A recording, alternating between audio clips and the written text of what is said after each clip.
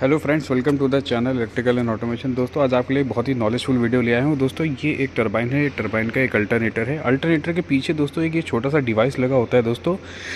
तो ये डिवाइस क्या काम करता है, आप इसके बारे में जानेंगे। तो सबसे पहले आप देखेंगे यहाँ पे है एक चीज़, यानी परमानेंट मैग्नेट जनरेटर। तो परमानेंट मैग्नेट जनरेटर क्या करता है दोस्तों, ये एक परमानेंट मैग्नेट होता है और ये मेन शाफ्ट में जो है वो टरबाइन की मेन शाफ्ट में, ये मेन शाफ्ट है, आपको दिख रही होगी, मेन शाफ्ट में माउंट होता है। तो जैसे ही टरबाइन रोटेट होती है, अपनी स्पीड में आती है, तो ये अपने नेचुरल मैग्नेट से AC excitation 3 phase AC voltage generate करता है और यही वोल्टेज दोस्तों एवीआर में इनपुट का काम करता है। फिर जब ये वोल्टेज जो परमानेंट मैग्नेट ने जनरेट किया, ये हमारे एवीआर में चला गया। फिर एवीआर जो है वहाँ से उसको एक 11 केवी यानी प्रॉपर वोल्टेज जो है वो हमारा कहाँ पे फिट करता है, यानी 3 फेज़ वोल्टेज वो हमारा एसी एक्साइटर में फीड करता है। एसी एक्साइटर का प्लेट उस तरफ लगा हुआ है, मैं आपको चल के दिखाता हूँ।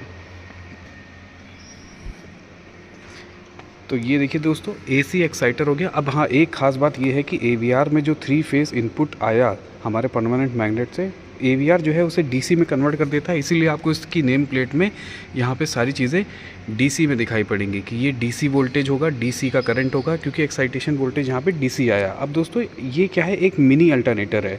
तो इसकी जो आपकी ये स्टेटर वाइंडिंग है, स्टेटर वाइंडिंग में डीसी वोल्टेज आता है और जब स्टेटर वाइंडिंग घूमती है तो इसकी रोटर वाइंडिंग में एसी वोल्टेज जनरेट होता है। फिर एसी वोल्टेज और इस अल्टरनेटर के बीच में कनेक्शन होता है वाया रेक्टिफायर। फिर वही जो आपकी एसी एक्साइटर की रोटेटिंग वाइंडिंग्स है, उससे जो एसी वोल्टेज जनरेट हुआ वो रेक्टिफायर के थ्रू डीसी वोल्टेज जनरेट होता है और डीसी वोल्टेज जो है इस मेन जो बड़ा अल्टरनेटर, मेन अल्टरनेटर है, उसकी स्टेटर वाइंडिंग में डीसी वोल्टेज फेड किया जाता है।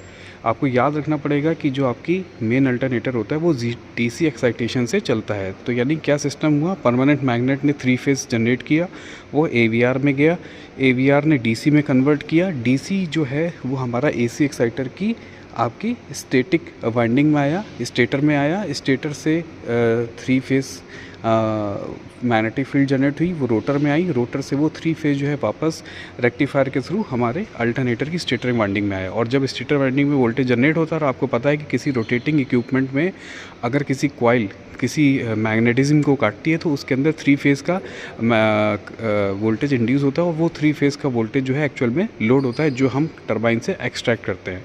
तो दोस्तों, ये छोटा सा एक नॉलेजेबल वीडियो जो आपको सिस्टम बताना था कि कैसे जो है वो टरबाइन जो है स्टार्टिंग जब चलती है तो उसको एक्साइटेशन वोल्टेज जो होता है उसकी अल्टरनेटर की स्टेटर वाइंडिंग में किस तरीके से आता है। अगर ये वीडियो अच्छा लगा तो दोस्तों और लोगों के साथ शेयर करिएगा, और अगर ये वीडियो अच्छा लगा तो और